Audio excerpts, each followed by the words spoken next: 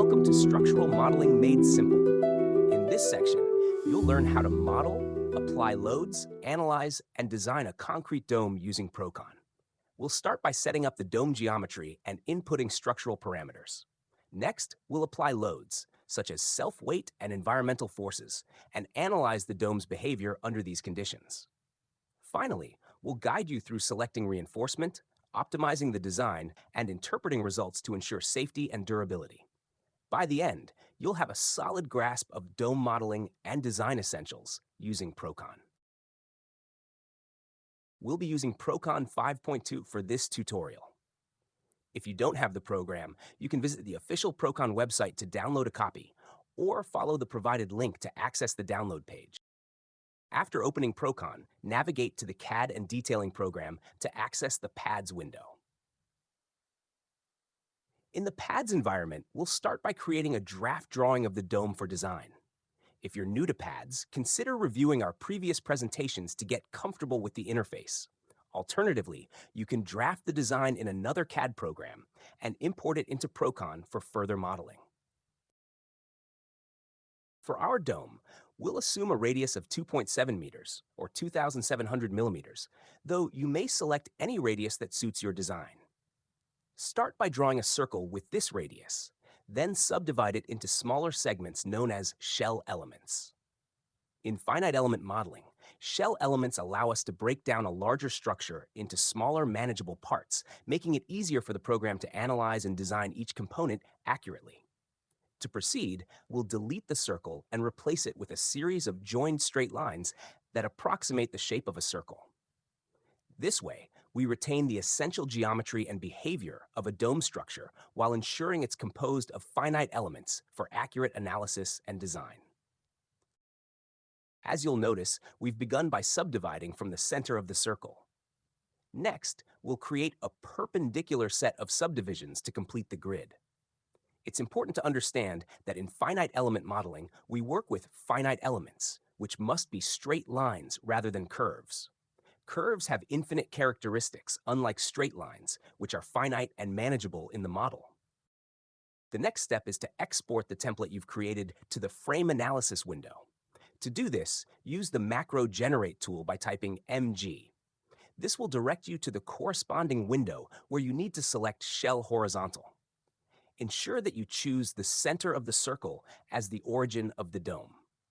Once you've set this up, complete the process, and you should successfully export your template to the Frame Analysis window for further modeling work. This will allow you to continue refining and analyzing your dome structure efficiently. In the Frame Analysis window, you may have noticed that we don't yet have the dome shape. Instead, we see a circular plate on the XZ plane with its center at the coordinates 0, 0, 0. Our next task is to convert this circular plate into a dome shape. To achieve this, we will utilize the equation of a sphere.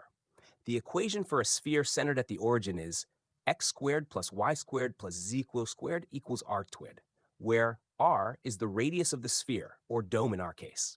To create the dome, we will modify the circular plate by applying this equation, ensuring that the height of the dome follows the curvature defined by the sphere's radius. This transformation will give us the desired dome shape, allowing us to proceed with our analysis and design.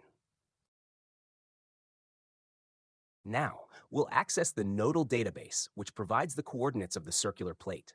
You'll notice that the x and z coordinates are correct, but the y coordinates need to be adjusted to achieve the dome shape. Steps to modify the y coordinates. 1. Copy the coordinates. Start by copying all the coordinates from the nodal database.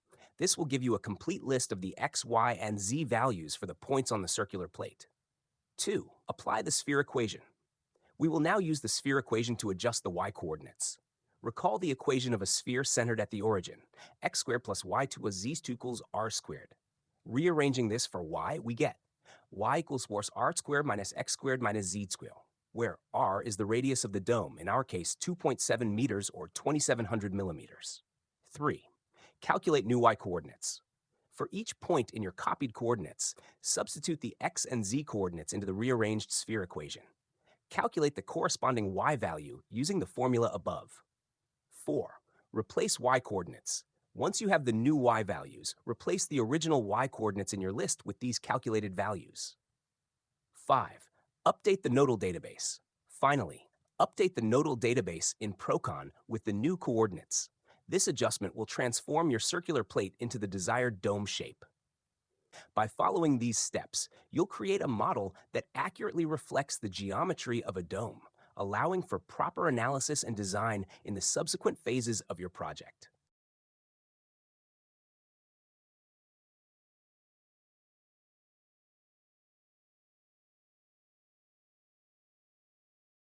Once you've successfully created the dome shape, the next step is to add supports to your structure. For this design, we will implement simple supports that restrain translations in the X, Y, and Z directions. Steps to add supports. Select support locations. Determine the locations where you want to place the supports. Commonly, supports are placed at the base of the dome or at specific strategic points along the perimeter. The next step is to apply loads to our dome structure.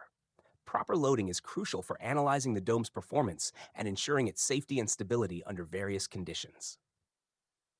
Steps to apply loads. 1. Determine load types. Identify the types of loads that will be applied to the dome.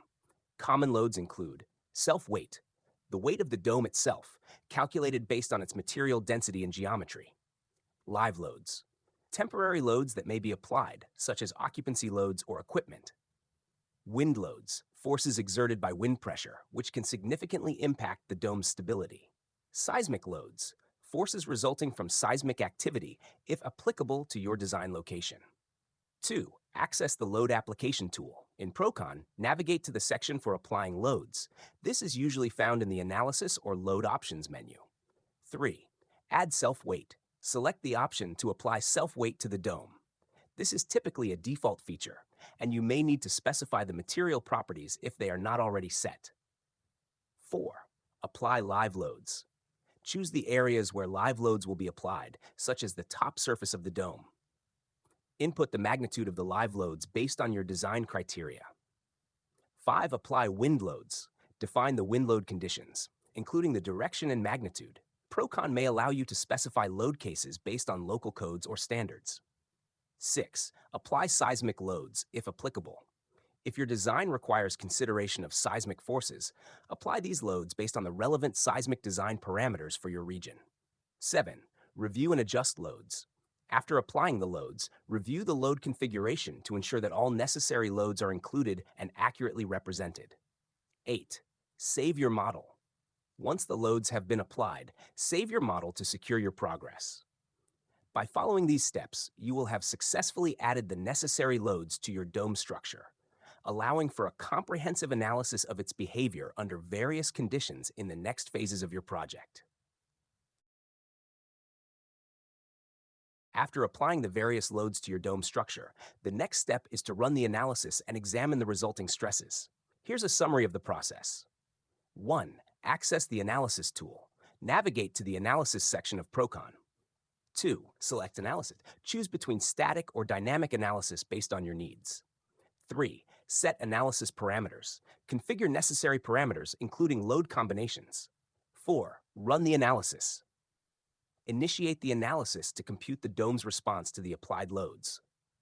5. Review results. Examine key outputs such as stress distribution, deflection results, and reaction forces at supports. 6. Interpret results. Assess whether the stress levels are within allowable limits and if the dome behaves as intended. 7.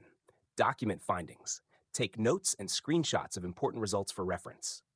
8. Make adjustments if necessary.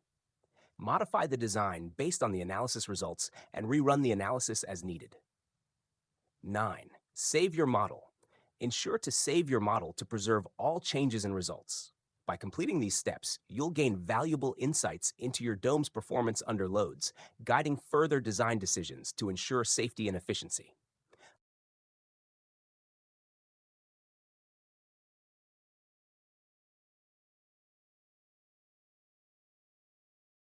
In conclusion, modeling, loading, and analyzing a concrete dome using Prokon is a systematic process that allows for effective structural design and evaluation.